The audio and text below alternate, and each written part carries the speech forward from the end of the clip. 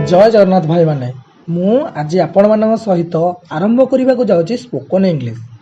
यह है fast lesson. मु आपण मानू बेसिक इंग्लिश एबीसीडी रु ही शिखेबा को चेष्टा करी।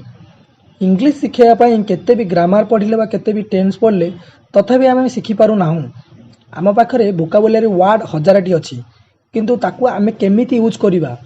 बहुत सारा स्टूडेंट कहती कि आमे प्रथम रु आरंभ करने को चाहूँ।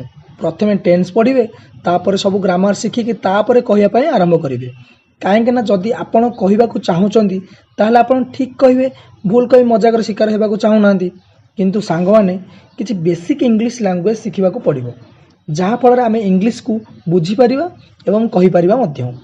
आज लेसन को मु एबीसीडी रु ही आरंभ करने को जाऊँगी। प्लीज आपण मैंने ध्यान दिंतु। आरंभ रु आमे सर्वप्रथम बेसिक इंग्लिश रु आरंभ करवा। आपण मैंने शांति एवं धीर स्थिर बुझंतु। जमार भी जल्दबाजी होगा आवश्यक नहीं। हाँ, आपण मानू बहुत समय देवा पड़ो इंग्लिश शिखापी। कहीं भी रात रात शिखिपारे ना, परिश्रम तो करने को पड़ो। केमिति करेंगे ठीक बाट कौन मु आपण मान सब सेयार करी। वेल जेबे आमे बेसिक उपरे कहवाक जाऊँ कौन भी लैंग्वेज जब शिखा आरंभ करवा आम मान जानी रखा उचित से ही लैंग्वेज लेटर कौन। जेपरी आपण मैंने जानती मते कहवाक पड़ोनी एबीसीडी रु जेड पर्यंत होची 26 लेटर।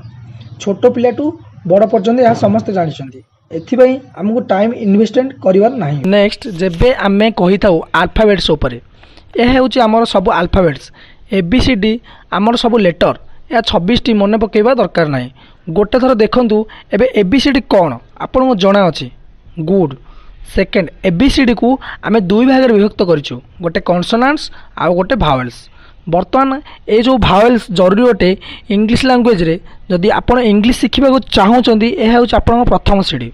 आपन को जानी रखा उचित भावेल्स कौन। कहीं जानी रखा उचित जब भी आम साउंड विषय कहवा, जब आर्टिकल विषय कहवा ए आन दी कहीं करेंगे किपरि करेंगे ये सब जिनिस बहुत इंपोर्टेंट। प्रथमे आमे भावेल्स को अलग करवा जेमिति कि ए ई आई ओ you. A E I O you यह कौन भावेल्स अटे। ए केतोटी होता है 5टी होता है। ए केतोटी होता है 5टी होता है। एबे आमे कॉन्सोनेंट्स को अलग करवा जेमिति कि B C D F G H J K L M N P Q R S T V W X Y Z आपको कहती कॉन्सोनेंट्स। कॉन्सोनेंट्स केते प्रकार होता है 21टा होता है। केतोटी होता है 21टी होता है। एबे आमे जानिबा भावेल्स काहू कहती जो अक्षर बिना कौन सी अक्षर साहाय्य कह जाए से सब को भावेल्स स्वर कह जाए। ए केतोटी होता है 5टी। ए केतोटी होता है 5टी। ए ई आई ओ यू ए केतोटी होता है 5टी एवं भावेल्स बिना कौन से अक्षर साहाय्य कह जाए। आमे प्रथमे ए लेटर एग्जांपल नेबा। ए लेटर होइछि B A T bat, C A T cat, M A T mat, R A T rat, F N fan, M N man, C N can, V N van. चलतु vowel E letter example word जानिबा।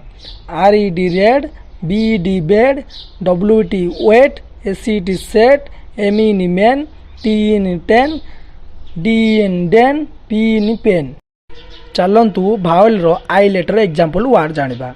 P I N pin, T I N tin, B I N bin, N I B nib, K I D kid, S I T sit, D I P dip, B I B bib.